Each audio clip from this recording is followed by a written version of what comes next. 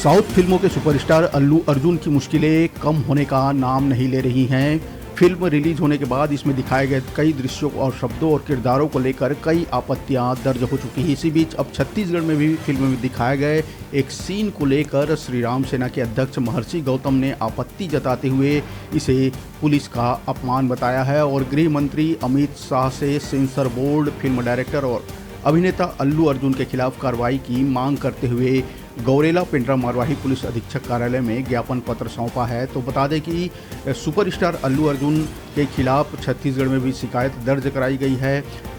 Film में दिखाए गए पुलिस की जो भूमिका है उसको लेकर श्री राम सेना के अध्यक्ष महर्षि गौतम ने आपत्ति दर्ज की है।